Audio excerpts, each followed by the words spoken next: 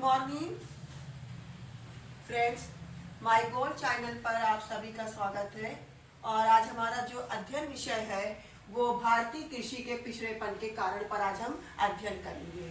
आप लोग जानते हैं कि भारत एक कृषि प्रधान देश है और देश की लगभग 58% जनसंख्या अपनी जीविका के लिए आज भी कृषि पर आधारित है। और भारत अन्य देशों की तुलना में भारत की जो कृषि है आज भी प्रति हेक्टेयर बहुत कम है। तो भारत में जो कृषि उत्पादन कम है या भारतीय कृषि के जो पिछड़ेपन के कारण है वो निम्नलिखित हैं। इसको इस प्रकार हम जानेंगे क्यों भारत की कृषि विश्व के अन्य देशों की तुलना में पिछड़ी है, जबकि जनसंख्या कितनी है, अधिकांश जनसंख्या कृषि कार्यों में लगी हुई है। उसके परिणाम स्वरूप भी हमारी जो कृषि उत्पादन क्षमता है विश्व के अन्य देशों की तुलना में बहुत कम है। पहला जो हमारा भारतीय कृषि के पिछड़ेपन का कारण है वो है कृषि जोतों का आकार छोटा होना। जो हमारे भारत में जो कृषि जोतों का आकार है वो बहुत छोटा है। लगभग 57% जोतों का आकार क्या है, 1 हेक्टेयर से कम है। और जो कि छोटी जोतों पर वैज्ञानिक ढंग से खेती करना क्या है, संभव नहीं है। यानी कि जो हमारा खेतों का जो जोतों का आकार है बहुत छोटे छोटे हैं। 57% लगभग जो कि जोतों का आकार 1 हेक्टेयर से कम है। और छोटी जोतों पर वैज्ञानिक ढंग से हमारा खेती करना क्या है, संभव नहीं है। और इस कारण हमारी जो कृषि है वो पिछड़ी हुई है। नंबर 2 है कृषि का वर्षा पर निर्भर होना। आज भी जो भारतीय कृषि का लगभग 50% भाग जो है वर्षा पर क्या है, निर्भर है।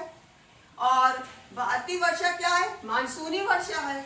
मानसूनी वर्षा होने के कारण जो है भारत की में जो वर्षा में जो है वर्षा की अनिश्चितता और अनियमितता के कारण जो है भारतीय कृषि जो है हमारी क्या कहलाती है, मानसून का जुआ कहलाती है। क्योंकि अनिश्चित है, कभी मानसून जल्दी आ जाते हैं टाइम पर और कभी मानसून देर से आते हैं।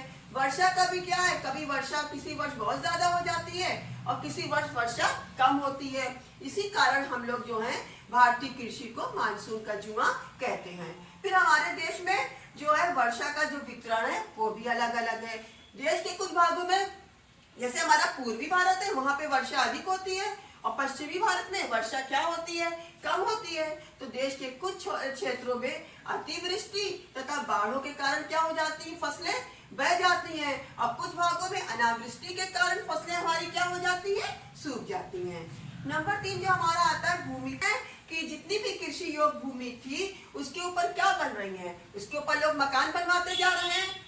तो इसका परिणाम स्वरूप क्या हो रहा है कि जो कृषि भूमि का क्षेत्रफल क्या होता जा रहा है, घटता जा रहा है। और साथ में क्या है कि जो ग्रामीण क्षेत्रों में अदृश्य बेरोजगारी और अल्प रोजगार की भी समस्याएं बढ़ी हुई हैं। और जब बेरोजगारी बढ़ी हुई है तो किसानों की गरीबी बढ़ती जा रही है और गरीबी के कारण किसान जो है ऋणग्रस्ता में किसानों की ऋणग्रस्ता में भी वृद्धि हो रही है। फिर हमारा जो चौथा है कारण है सिंचाई की सुविधाओं का अभाव। भारत में जो है सिंचित क्षेत्र केवल 40% है और असिंचित क्षेत्रों में किसान अपनी भूमि में एक ही फसल उगा पाते हैं। यानी कि जो भारत में कुल सिंचित क्षेत्र है वो कितना है, 40% है। और जहाँ पे सिंचाई की सुविधा नहीं है वहां पर किसान क्या करते हैं, सिर्फ अपनी भूमि पर एक ही फसल उगा पाते हैं। और जिस कारण यानी एक ही बार फसल उगा पाते हैं, जिस कारण भारतीय कृषि में क्या है, उत्पादकता बहुत कम है। फिर हमारा 5वां जो आ रहा है प्राचीन कृषि यंत्र। यानी कि क्या रहा है, प्राचीन कृषि यंत्र। अब देखिए पाश्चात्य देशों में जो कृषि का कार्य किससे हो रहा है, आधुनिक यंत्रों से हो रहा है। यानी कि वे आधुनिक यंत्र जैसे ट्रैक्टर है, थ्रेसर है और भी आदि आधुनिक यंत्र उन लोग उसका प्रयोग कर रहे हैं, रासायनिक खाद का प्रयोग कर रहे हैं। जबकि हमारे भारत में क्या है, आज भी अनेक क्षेत्रों में वही प्राचीन यंत्रों का प्रयोग हो रहा है। प्राचीन यंत्रों में जैसे हल, पटेला, दरांती, कस्सी आदि प्राचीन यंत्रों का क्या है, प्रयोग कर रहे हैं। इससे हमारी जो कृषि की उत्पादन क्षमता क्या है, बहुत कम है। फिर हमारा है दोषपूर्ण भूमि व्यवस्था भारत। हाँ, तो हमारा जो अगला पॉइंट है दोषपूर्ण भूमि व्यवस्था। भारत में अनेक वर्षों तक देश की जो लगभग 40% भूमि थी उस पर जमींदार, जागीरदार, इनामदार और मध्यस्थों के अधिकार में रही। ये जो किसान होते ये मजदूर, ये जो मध्यस्थ यानी जमींदारों के क्या थे, काश्तकार थे। काश्तकार यानी कि कृषक मजदूर थे और ये इनकी भूमि पर क्या करते थे, खेती करते थे। स्वतंत्रता के पश्चात इन मध्यस्थों के उन्मूलन के बाद भी किसानों की छोटे किसानों की दशा में कोई सुधार नहीं हो पाया। यानी आजादी के बाद सरकार ने बहुत से कृषि में सुधार किए। मध्यस्थों का सबसे पहले क्या क्या उन्मूलन किया, जमींदारी प्रथा को समाप्त की। विनोबा भावे ने भूदान आंदोलन के द्वारा भी भूमि संबंधी सुधार किया। लेकिन उस इतने प्रयत्नों के बावजूद भी आज भी छोटे किसानों में कोई सुधार नहीं हो पाया है। आज भी असंख्य किसान हैं, आज भी जो इतने स्वतंत्रता प्राप्ति के इतना समय हो चुका है, लेकिन उसके पर भी आज भी असंख्य किसान हैं जो दूसरों की भूमि पर आज भी क्या करते हैं, कृषि करते हैं। फिर हमारा जो अगला पॉइंट आ रहा है, कृषकों की अशिक्षा और निर्धनता। भारतीय कृषक क्या है, अशिक्षित हैं और निर्धन है। निर्धनता के कारण देश में कृषक जो है आधुनिक यंत्र, उत्तम बीज, खाद आदि खरीदने में क्या है, असमर्थ हैं। यानी पहले तो क्या है कि अब जैसे कि पाश्चात्य देशों में क्या है, आधुनिक यंत्र का प्रयोग हो रहा है, उत्तम बीजों का प्रयोग हो रहा है, खाद, रासायनिक खाद का प्रयोग हो रहा है। लेकिन भारतीय कृषक क्या है, निर्धन है। उनके पास इतना धन या उतना पैसा है ही नहीं है कि वो इन यंत्रों को, बीज को, खाद को खरीद सके। इसलिए इन यंत्रों का यानी कि इसको खरीदने में ये क्या है, असमर्थ हैं। शिक्षा के अभाव के कारण वे आधुनिक कृषि विधियों को भी प्रयोग नहीं करते हैं। यानी कह रहे हैं अशिक्षित हैं और शिक्षा के अभाव के कारण जो आज आधुनिक कृषि विधियां हैं इसका भी ये प्रयोग नहीं कर पा रहे हैं। और वे साथ में क्या है, रूढ़िवादिता से भी ग्रस्त हैं और मुकदमेबाजी वगैरह में आदि में अपना अत्यधिक धन को बर्बाद करते रहते हैं। फिर हमारा जो 8वां पॉइंट आ रहा है, उत्तम बीज और खाद का अभाव। भारत में अधिक उपज देने वाली जितनी भी उन्नत बीजों की क्या है, एक तो कमी है।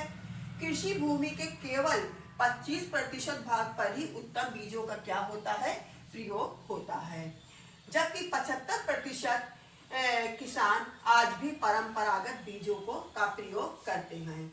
और यहाँ के जो भारतीय कृषक हैं, गोबर का प्रयोग 40% तो खाद के रूप में प्रयोग करते हैं, जबकि पश्चिमी देशों में प्रति हेक्टेयर 300 किलोग्राम से अधिक रासायनिक खादों का प्रयोग होता है। तो इस कारण यानी भारत में क्या है कि एक तो उन्नत बीजों का प्रयोग नहीं होता है, दूसरा गोबर के रूप में खाद का प्रयोग करते हैं, जबकि पश्चिमी देशों में क्या है कि रासायनिक खाद यानी कि प्रति हेक्टेयर भूमि पर 300 किलोग्राम से अधिक रासायनिक खाद का प्रयोग होता है। फिर है वित्तीय सुविधाओं का अभाव। वित्तीय सुविधाओं के अभाव में यानी कह रहे हमारे किसान, जब इससे पहले बताया कि किसान हमारे क्या है, निर्धन है, तो किसानों को उचित ब्याज पर ऋण देने वाली जो संस्थाएं हैं ये भी आज भी हमारे भारत में इनकी कमी है। इस कारण किसान क्या करते हैं, ऊंची ऊंची ब्याज दरों पर ये महाजनों से क्या ले लेते हैं, ऋण ले लेते हैं और इससे इनकी ऋणग्रस्तता क्या है, बढ़ती जाती है और महाजन इनका क्या करते हैं, शोषण करते हैं और ये कभी भी महाजन के मतलब कह सकते हैं कि ऋण से छूट नहीं पाते हैं। तो इस प्रकार जो हमने अभी तक पढ़ा कि फिर सब इसको एक बार रिवाइज कर दे रहे हैं कि भारतीय कृषि के जो पिछड़ेपन के कारण है, पहला तो कृषि के जोतों का आकार छोटा होना है, इसमें यानी फिर एक दफे बता रहे हैं कि भारत में जो कृषि के जोत हैं बहुत छोटे हैं और इस कारण इस पे हम वैज्ञानिक ढंग से खेती नहीं कर पाते हैं। फिर हमने दूसरा पढ़ा था कृषि का वर्षा पर निर्भर होना। भारत की कृषि आज भी 50% भाग किस पर निर्भर है, वर्षा पर निर्भर है। और भारतीय कृषि जो है मानसूनी कृषि है और कृषि वर्षा की यानी कि जो भारतीय वर्षा है वो मानसूनी वर्षा है पर निर्भर है और वर्षा की अनिश्चितता और अनियमितता के कारण आज भी भारतीय कृषि पिछड़ी हुई है और इसी कारण हम भारतीय कृषि को मानसून का जुआ कहलाती है। देश के हम फिर बता रहे हैं कि देश के कुछ भागों में बहुत ज्यादा बारिश होती है, वर्षा होती है, जहां